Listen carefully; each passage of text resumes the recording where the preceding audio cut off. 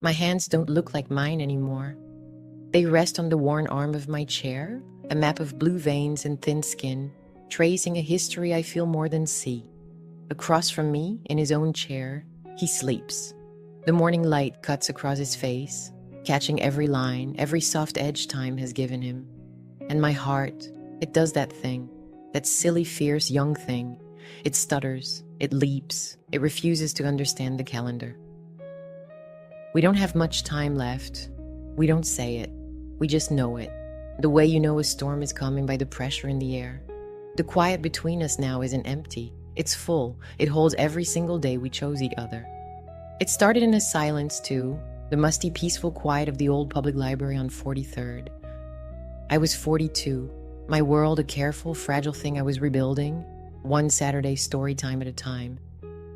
The kids' laughter was my medicine.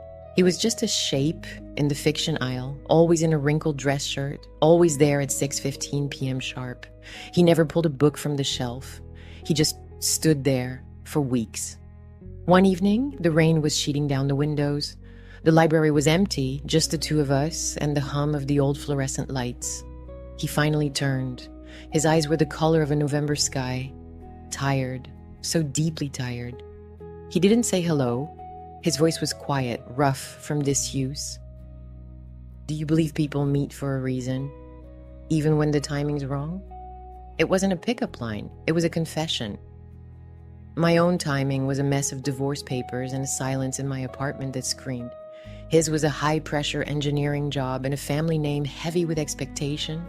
We were two satellites, battered and off course, just hovering in the same quiet orbit. We started with coffee, just coffee, then a walk, then conversations that didn't need to end. There was no lightning bolt, no grand kiss in the rain. Love for us wasn't a wildfire. It was the slow, stubborn growth of roots in cracked concrete, a decision made fresh every morning. Our first home was a 5-floor walk-up in Queens, where the winter wind whistled through the window frames. We could see our breath inside. That first brutal January, the heater gave out. We wore every sweater we owned to bed, a mountain of wool and laughter, his cold feet finding mine. We'll be okay, he whispered into my hair, his voice a vibration against my back. And I believed him, not because it was true, but because he said it. We shared a single plate of pasta after double shifts, passing the fork back and forth. We saved loose change in a mason jar for a real date night. The struggle wasn't romantic, it was hard and gray and real, but it was ours. The first real fear hit years later, a phone call, his voice too calm. They found something, they need to open me up. My world tilted. The silent drive to the hospital, my hand clamped over his on the gear shift, the smell of antiseptic, the waiting. That was the first time I understood. Love isn't just sharing a life. It's the sheer, breath-stealing terror of maybe having to live one without them. He recovered. Then my turn, a creeping gray fog of anxiety that made the walls feel close. Days I couldn't leave our bed. He'd come home, shed the stress of his day at the door, and simply lie beside me. No pushing, no frantic solutions, just his steady presence, an anchor in the storm. We had seasons where we moved through the apartment like ghosts speaking only in necessities, worn thin by life weight. But we never stepped away. The door was never an option. People talk about love fading. They're wrong. It doesn't fade. It changes. It seeps into the foundation. It's in the way he knows I take my tea with exactly one honey, no milk. The way I automatically grab his prescription when I get mine. It's in the silent language of a glance across a crowded room, a touch on the lower back that says, I'm here, I see you. We built a life, a good one. Careers that found meaning. A little house with a garden that survived our questionable gardening skills. We filled it with books and quiet and us. This morning, he brought me my tea. His hands trembled, the china cup rattling softly on the saucer. I reached out and took them, cup and all, enveloping his fingers in mine. These hands. These beautiful weathered hands that fixed broken cabinets and wiped my tears and held our first grandchild with such awe. I looked at our joined hands, then up at his face. He was looking at me, really looking, with the same intensity he had in that library aisle 50 years ago. He sees the wrinkles, the silver hair. He sees the girl I was, the woman I became, and the old lady I am now, all at once. And I see him, all of him. We don't have forever. We never needed it. We only ever needed this chair beside his, this quiet morning, this impossible, enduring beat of my heart that belongs only to him. And when our time comes, I know how we'll face it, the same way we faced everything, holding on. The knowing settled between us, not as a shadow, but as a kind of light, a clarity that made every ordinary thing extraordinary. We began to live inside the details, the weight of his head on my shoulder as we watched our old movies, the specific sound of his laugh, a low rumble I felt in my own chest. I started stealing his old flannel shirts, wearing them until they smelled only of me, wanting to mix our scents together forever. He began to leave me notes, not grand love letters, little things. A post-it on the coffee machine. Your smile this morning was my sunrise. Scrawled in the margin of the newspaper crossword, remember the diner with the terrible pie? I'd go back there with you right now. I found them in my book, tucked in my knitting basket. Each one a heartbeat, each one a silent, I'm still here, I see you. Then one Tuesday he didn't get out of bed. Just a bad cold, he insisted. But his breathing had a new sound, a faint worrying whistle. I called the doctor, then the ambulance. The living room, so full of our quiet years, felt violently empty as they took him. The hospital was a world of harsh light and beeping machines. He looked small in that bed, swallowed by sterile sheets. But when his eyes found mine, he was still my man. He reached for my hand, his grip weaker now.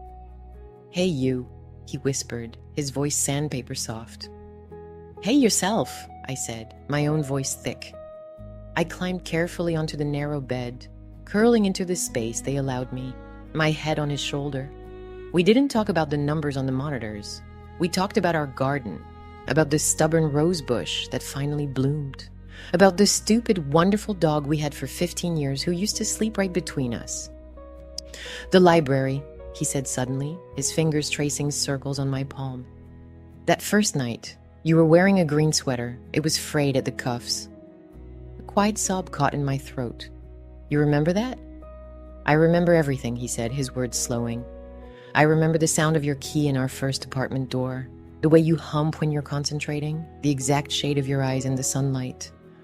He took a shaky breath. My life, it didn't really start until you were in it. They sent him home a week later. Home care, the brochures called it. We called it our last chapter. We set up a hospital bed in the living room by the big window so we could watch the birds at the feeder. Our children and grandchildren moved through the house like loving ghosts, their faces pinched with a grief they couldn't yet show him. We needed the quiet, just us. One afternoon, as the sun painted the room gold, he was struggling. Just to breathe, I held the oxygen mask for him, my other hand cradling his cheek. The panic in his eyes was a physical pain in my own chest. When the wave passed, he pulled the mask aside. Listen to me, he said, each word an effort. You have to be brave. For a little while. I'm not brave without you, I whispered, the truth laid bare. Yes, you are. He managed a faint smile. You're the strongest person I've ever known. You just go on, live all the days, for me. I could only nod, tears streaming silently down my face, soaking the collar of his pajamas. I'm not afraid, he said, his gaze holding mine with a terrifying intensity. I'm just going first, to get everything ready. Save you a seat. A weak chuckle. Just don't be late. I kissed his forehead, his skin papery thin. I'll be right behind you. The last evening was so still. The house was silent. He was sleeping, his breathing shallow but even. I held his hand, my thumb stroking his knuckles. I talked to him. I told him about the life we built. I thanked him for every single ordinary day. I told him it was okay, that he could rest. Just before dawn, his breathing changed. It softened, slowed. I moved closer, putting my lips to his ear. My love, I whispered. The words we'd said 1,000 times, now the most important ones. My only love, I'm right here. He took one last quiet breath. And then, peace. A profound, deep peace settled over his features, the lines of struggle smooth. He just looked like himself, my handsome boy, finally at rest. I didn't let go of his hand. I held it as the sunrise filled the room, painting us both in light. I held it as the world outside began to wake up. I held it until they finally came, and even then, it took everything in me to loosen my grip. They asked me if I wanted to step out. I didn't. I watched them with a calm that felt like it came from somewhere outside of me, because I knew a truth that filled the hollow space in my chest. Love like ours, it doesn't end with the last breath.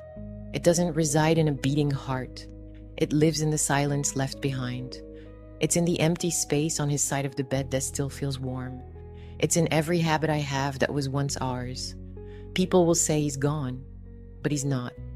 He's in the way I still make tea for two. He's in the scent of his flannel shirt I still sleep in. He's in every beautiful wrinkled memory that visits me in the quiet afternoons. He just went first to get everything ready. And I'm not afraid, because I know, with a certainty deeper than bone, how our story ends. We leave this world the same way we lived in it, holding hands,